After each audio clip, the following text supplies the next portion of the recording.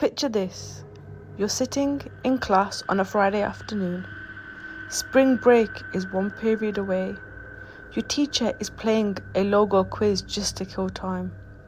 Your biggest concern in the world is whether you're going to the mall or staying home this weekend. And then the loudspeaker crackles.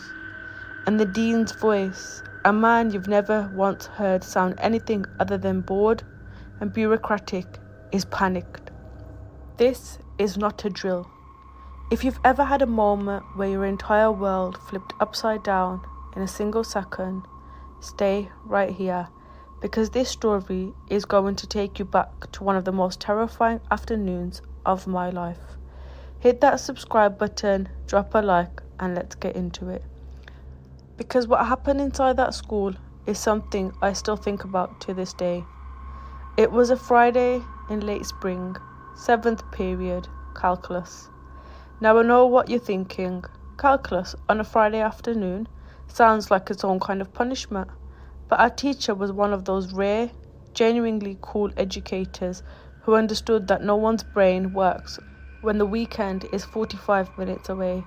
So instead of running through limits and integrals, he pulled up Saporus, one of those trivia quiz sites, and we were all crowded around the projected screen doing a brand logo quiz. The room had that loose, almost giddy energy you only get on the last day before a break. People were calling out answers, laughing at wrong guesses, completely at ease. I remember the exact moment everything changed. My friend had just called out Adidas. I can still picture the 3 stripes on the screen, and then the loudspeaker clicked on.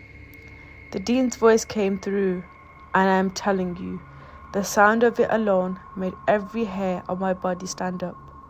This was a man whose default setting was monotone authority, but what we heard in that moment was something different, something fractured.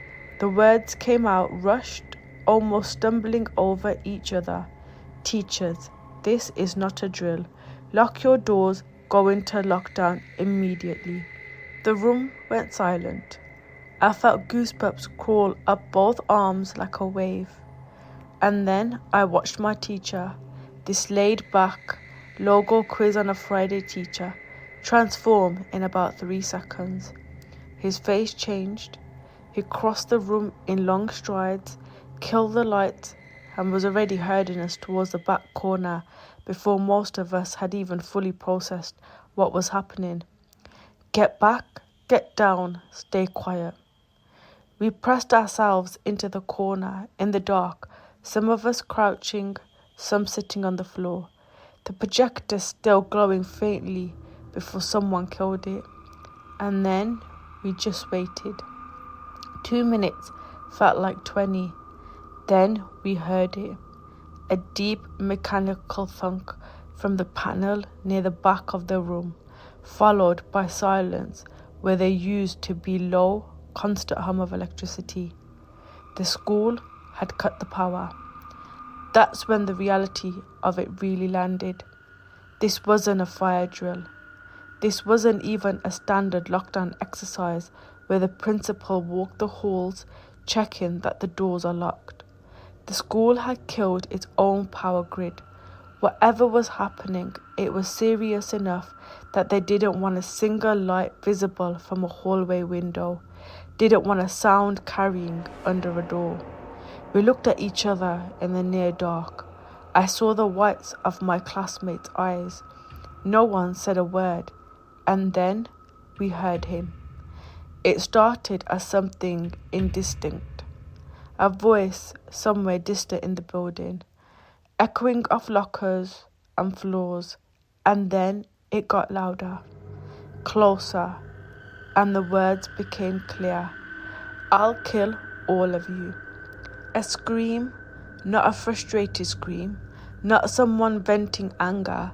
This was unhinged, the kind of sound that bypassed your logical brain entirely and plugs directly into something ancient, an animal that just says, danger, danger, danger. 2 girls in the class started crying. I don't want to say that to embarrass anyone. I say it because it's honest, and because the sound of them trying to muffle their crying while this man's screaming grew louder is something that burned into my memory. Their fear made all of our fear more real.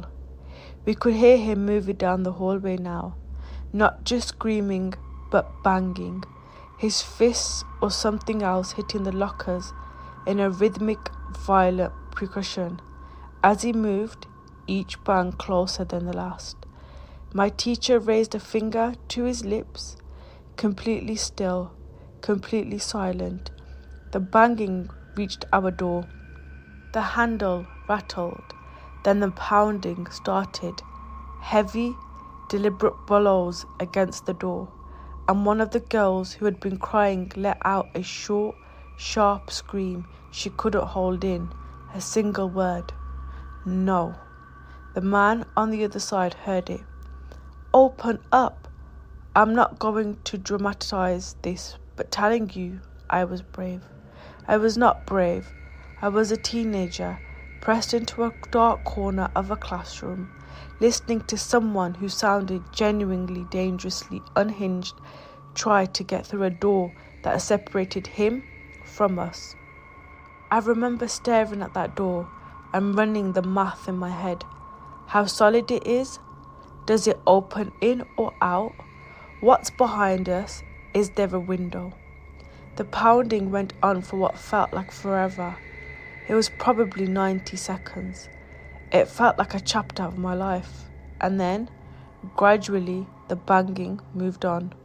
The screaming continued, growing slightly more distant as he moved further down the hallway. We could hear him for another minute or two, his voice bouncing off the walls somewhere deeper in the building. And then, nothing. No one spoke, nobody moved. My teacher stayed exactly where he was, back against the wall, watching the door. 10 minutes passed, maybe more. Hard to say. Then the loudspeaker came on. The dean's voice again, still shaken, but slower now, more controlled. He explained what had happened.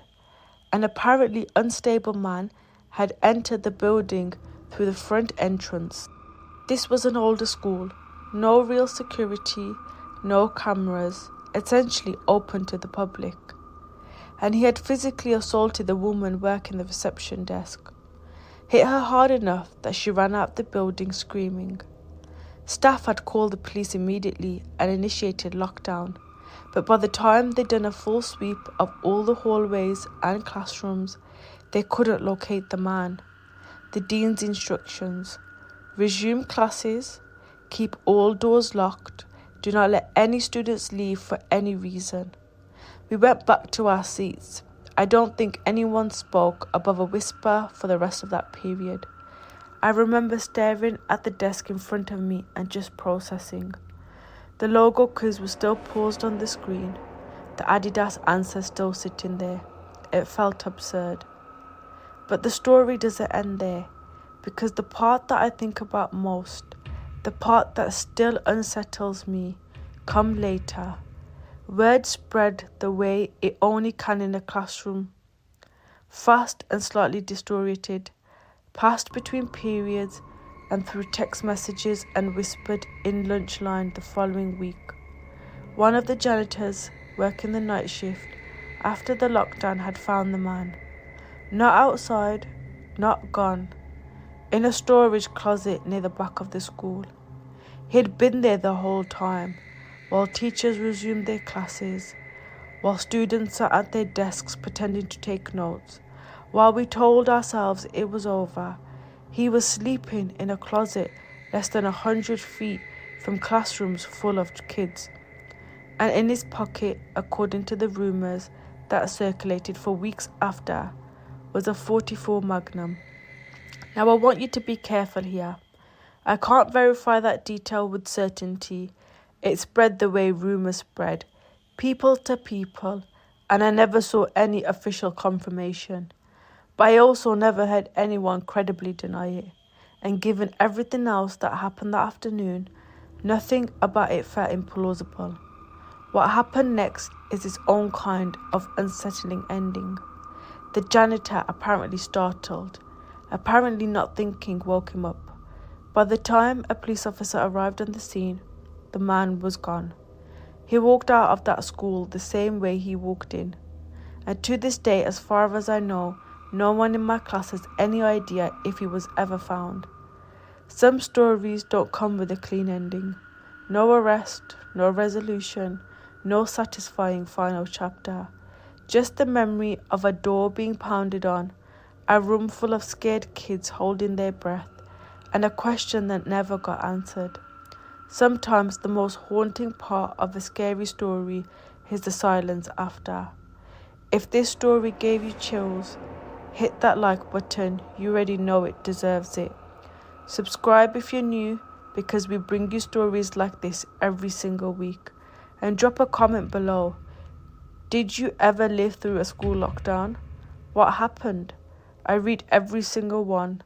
Stay safe out there, and I'll see you in the next one.